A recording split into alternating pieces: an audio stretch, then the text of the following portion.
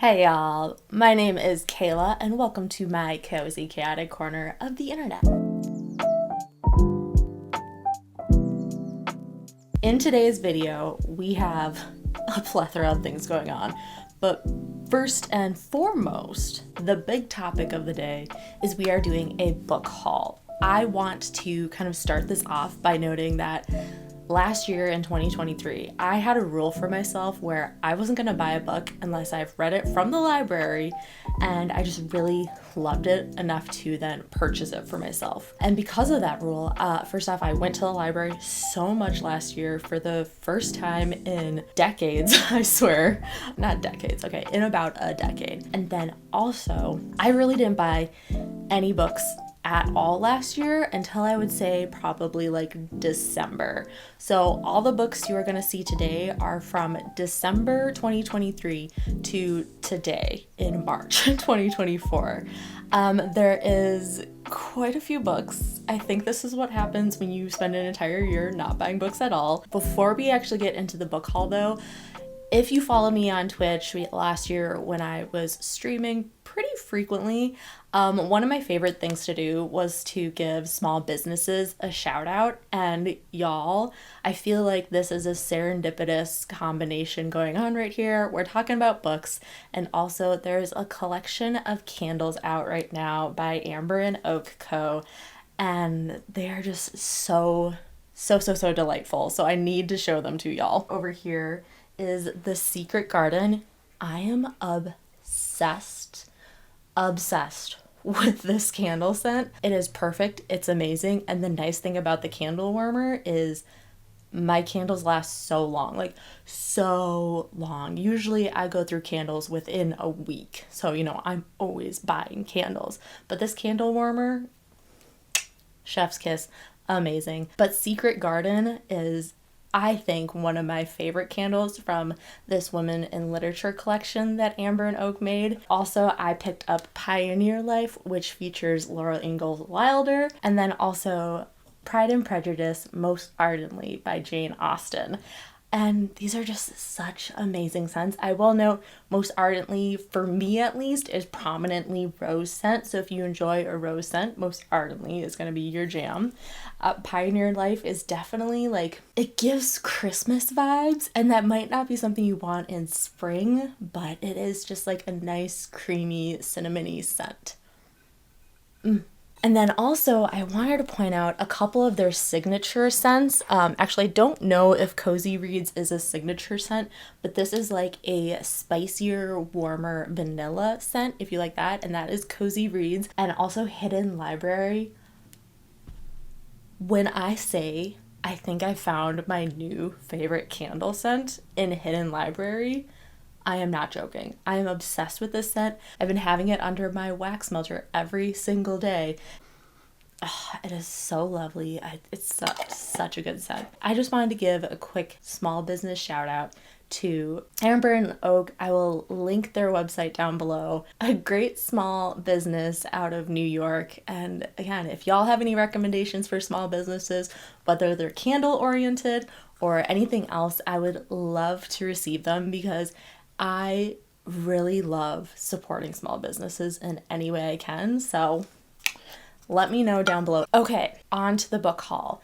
I just want to note that on the screen, I'm going to have little icons popping up denoting where I sourced these books from. So there's going to be Amazon. As much as I don't like buying books on Amazon, we all have to agree that Amazon typically has some of the cheaper options. So it's a great affordable resource for people who need an affordable resource because books can get expensive. There's going to be thrifted books, which is always a great option. I feel like I always find great steals at Goodwill, so check them out. Otherwise, Pango Books is a great online app that you can utilize to buy books directly from other book readers. There will also be local bookstores, and next to the icon on the screen, I'll probably include the name of the bookstore.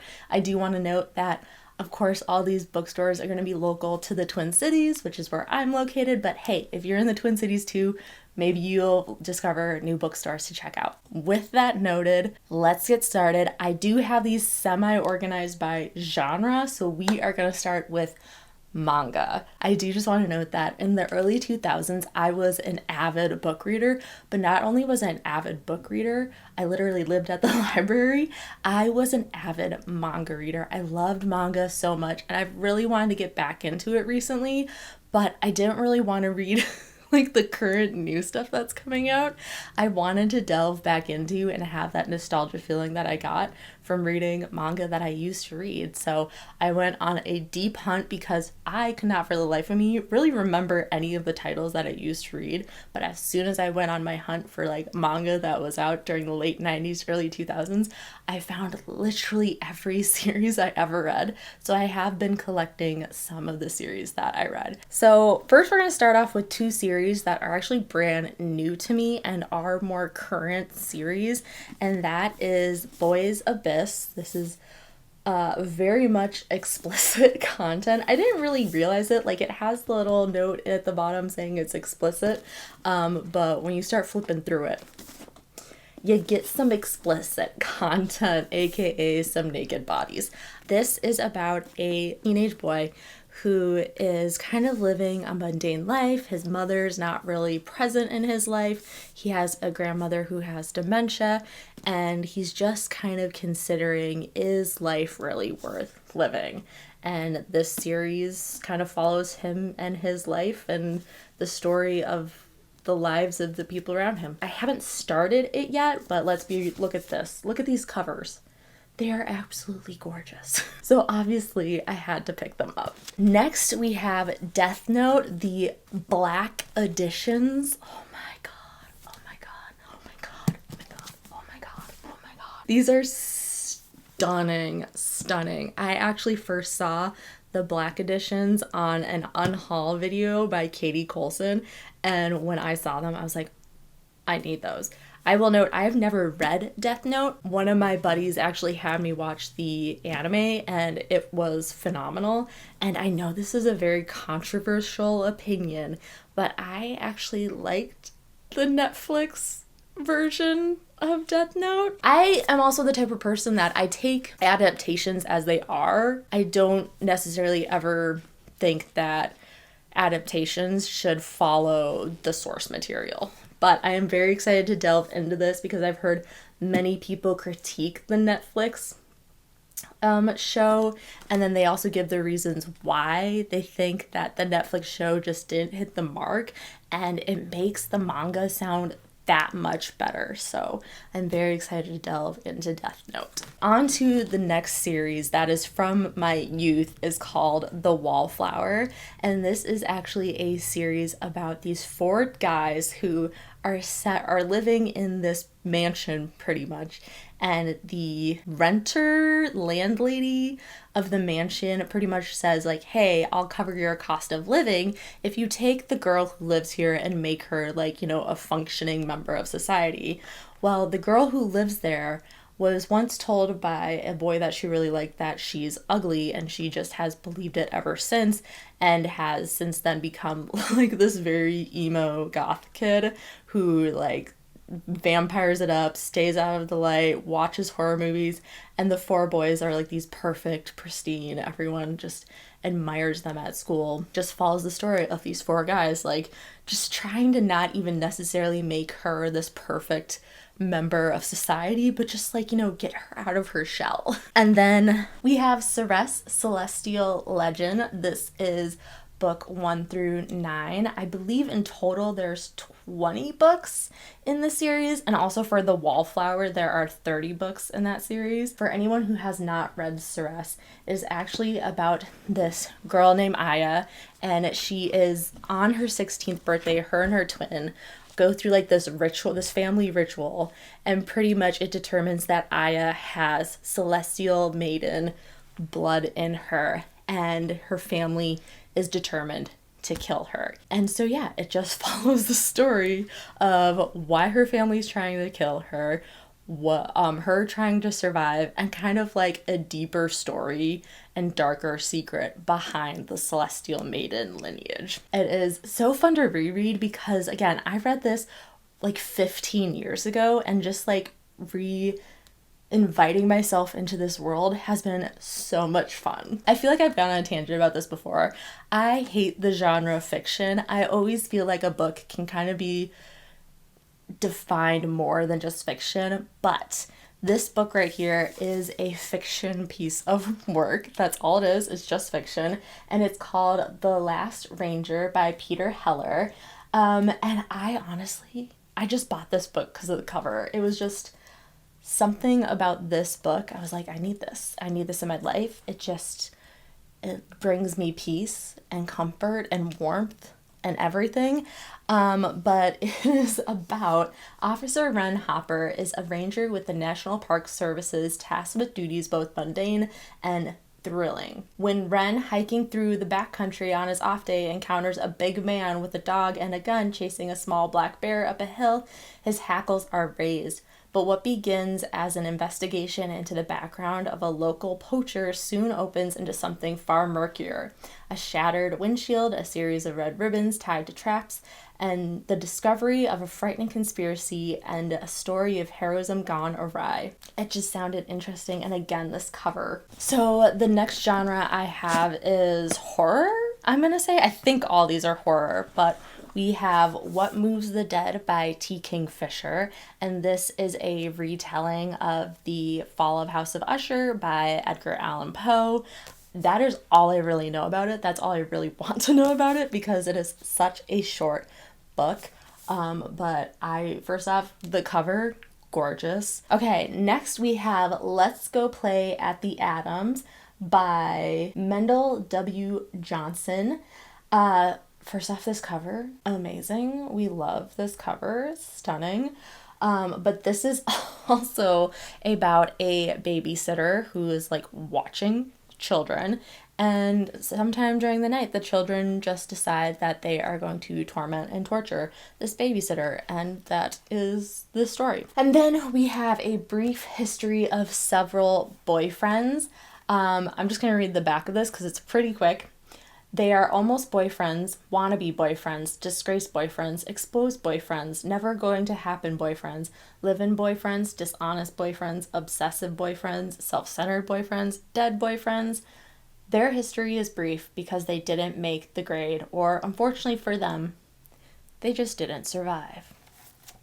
I don't know, just the cover, kind of the cover alone sold me on this. If you can't tell, it is a lady with a sword, and her arm is resting on the decapitated head of what I assume to be her lover. My next genre is kind of like a mix. I wasn't sure how to categorize certain books in this genre, but it is going to be my romance genre. Some of these could also fall under other genres as well. I don't actively purchase or seek out romance, so I figured I would try and bulk it up as much as possible. First, we have Done and Dusted by Lila Sage. To be 110% honest with you, I just like the cover. I know there is a second one coming out by Lila Sage, and it has the same kind of cover, and I'll probably buy that one as well. I think one of my biggest reasons why I don't typically go for romance books is because I like covers. I'm the type of person who judges a book by its cover, and I find that a lot of romance books just have the cheesiest covers in both directions. You either have your Fabio model book covers, or you have like the super cartoony covers, and just like neither of those do I really appreciate and enjoy. So something about this just gave more like old-timey comic vibes, and I was fine with that. I love it, and it's like Western, so I don't know. I feel like lately I've been gravitating more towards Western type stuff. Next, within our romance genre, this could also technically fall under fantasy, but that is Neon Guides by Katie Robert, and this is actually a modern day retelling of the romance between Hades and Persephone. This could also fall under thriller, but that is Blackbird and the Butcher, and this is the friends to lover story of two, I don't know if they're serial killers or just murderers, but It's their love story. Butcher and Blackbird. I think I said Blackbird and Butcher earlier. Next, we have My Dark Romeo. And again, this could probably also fall under thriller just by the synopsis on the inside cover page. I'm just gonna read like the last little blurb of it. My fairy tale turned into a cautionary one, inked in tar and sealed in tears. To me, he is a man deserving of poison, a dark prince I refuse to marry. He thinks I'll accept my fate while I plan to rewrite it. And in my story, Juliet doesn't die, but Romeo, he perishes. First off, this cover is just like stunning, and the edges, gorgeous, and I'm obsessed. I needed it. And then finally, I honestly might get rid of this book. So this is A Power Unbound, which is actually part of a trilogy, and it's the third part of the trilogy, and I didn't know it was a trilogy until I was probably like 3 chapters into the book. And the way they were talking about certain characters, I was like, I feel like I'm missing pieces to the puzzle. And so I went to look it up, and it is unfortunately a part of a trilogy. So my next genre is the genre of fantasy and sci-fi. We have Heartless Hunter by Kristen Ciccarelli, and this is about a witch who falls in love with a witch hunter. And yeah, I have just seen so many rave reviews about this book, and I got this in the past month or so through Book of the Month. I actually have quite a few Book of the Month books coming up, and I just have to know, I don't mind that they put their little logo here, but I absolutely despise that Book of the Month puts their logo on the actual cover. Get a petition going to have this changed. Can we have it removed? Or make it smaller? Like, I don't know, just a tiny little... Like, this is fine. I don't care about the spine, but just why the cover? Next, we have The Girl in Red by Christina Henry, and this is a Red Riding Hood retelling. There's just one section on the back that I want to read for y'all real quick. Red doesn't like to think of herself as a killer, but she isn't about to let herself get eaten up just because she is a woman alone in the woods. We love it. We love to see it. Okay, y'all. This is a flash from the past, and that is Tithe, A Modern Fairy Tale by Holly Black. This is a Holly Black debut book. I read this when it first came out. First and foremost, probably back in December, I saw that Holly Black was still actively writing, and it gave me flashbacks to Tithe, and I was like, what? Clearly, I needed to buy it. And I also needed to buy it with this specific font on the cover, so I was able to find this on Pango Books. It's in pretty immaculate condition, and I think this is a first Simon Pulse edition from April 2004. So this book is 10 years old, and it looks pretty stinking immaculate. Next, we have Medusa by Rosie Hewlett. This is just a retelling of Medusa's side of her own story. I'm actually gonna be doing a book review on this one because I have already read the book. So if you want a deep dive on that, keep your eyeballs peeled for that video. We have A Tempest of Tea by Hafsa Fazal, and this is about a tea store owner in London, and she at night has her tea house cater to the blood drinking variety of magical mystical creatures. That is about all I really know about it, but I'm interested. This is technically a YA book, and I have to note, I'm gonna go on a quick YA tangent.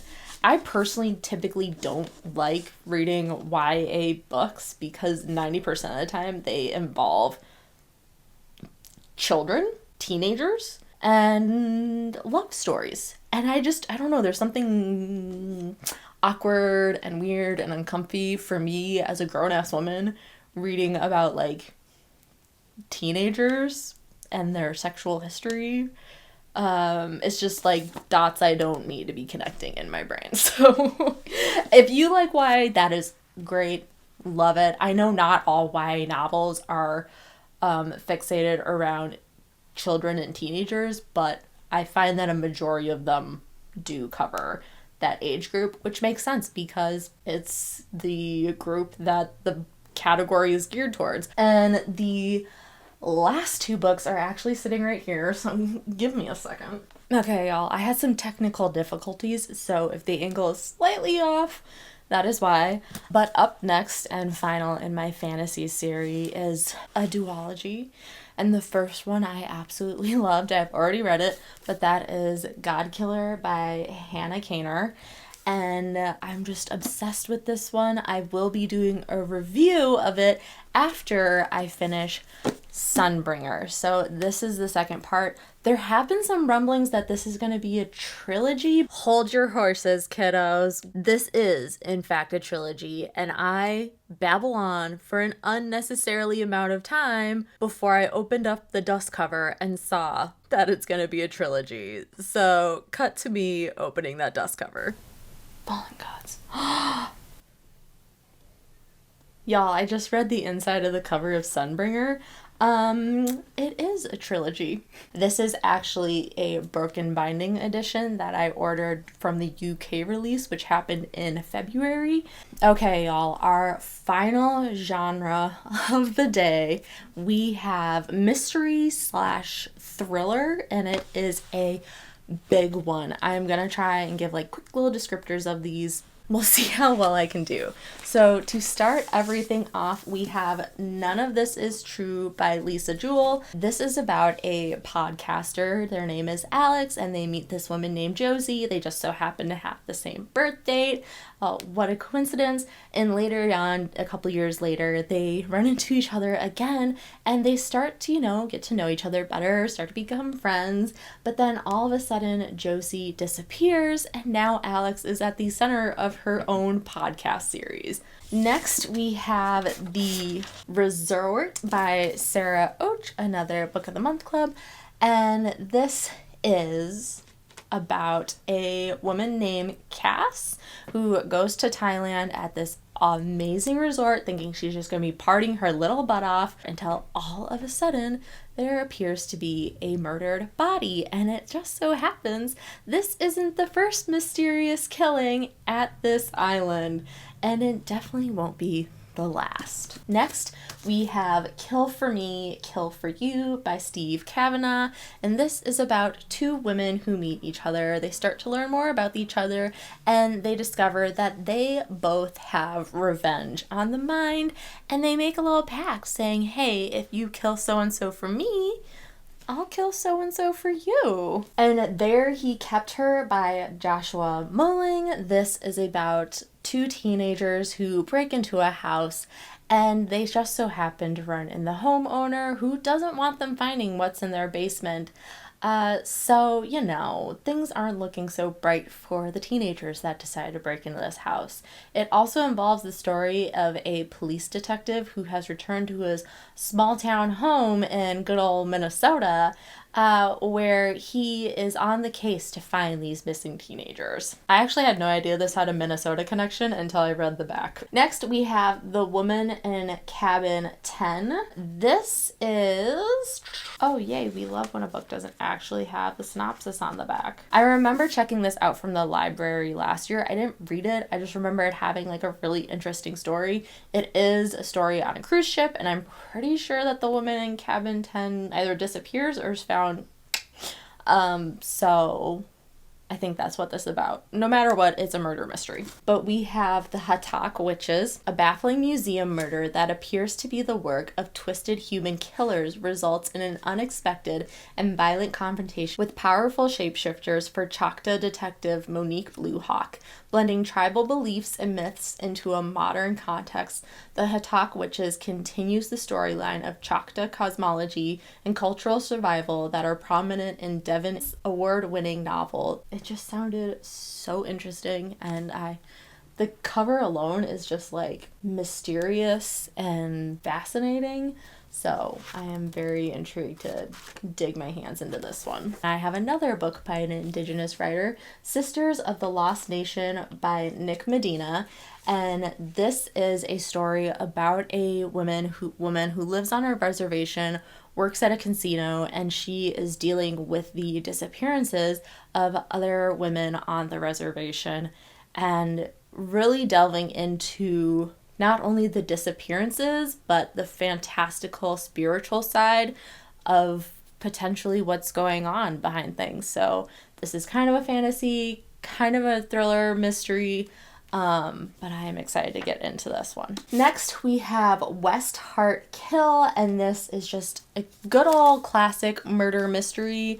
The inside summary cover kind of was just noting that it's like, you know, your classic whodunits, but with a modern day twist. So I'm excited about this. It had a very interesting looking cover. The cover, again, as always, I am a ho for covers, and it just drew me in. It drew me in. It's like simple but effective. Next, we have Day 4 by Sarah Lotz.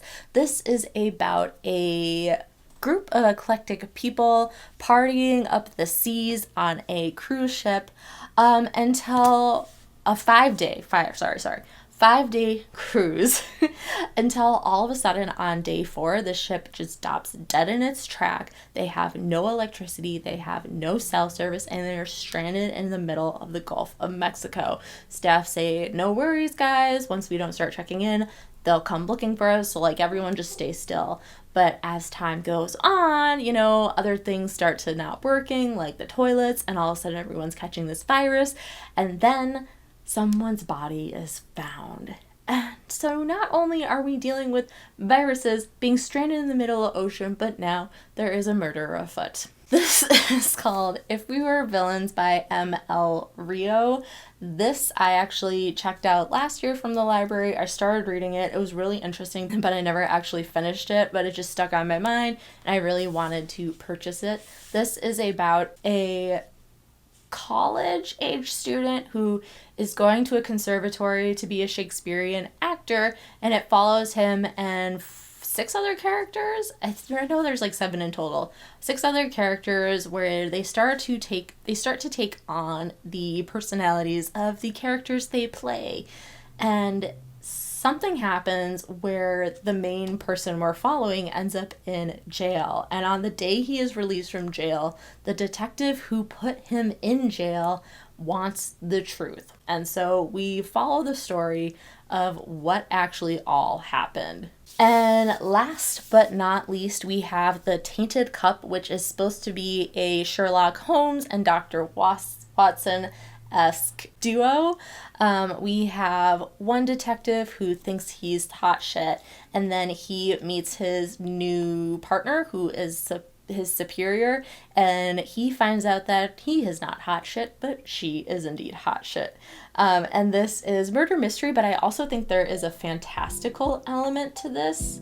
Let's just be real, this cover. Stunning, and it's a mystery novel. So as you can see, mystery thriller was my largest genre, and it's honestly one of my favorite genres. I would say this is the first year I've been really delving back into sci-fi and fantasy. It's something I read a lot growing up, and I'm starting to slowly like immerse myself back into, as well as obviously taking the full deep plunge into manga. But that is the end of today's book haul. I hope y'all saw a lot of great books. Maybe you got some recommendations, maybe something piqued your interest. If something did, please let me know in the comments down below. Otherwise, if you've made it this far in the video, just leave the little black heart emoji in the comments if you don't have any recommendations or don't even really know what to say. And don't forget to like this video, subscribe to my channel, and I will see you guys next Friday for another bookish adventure.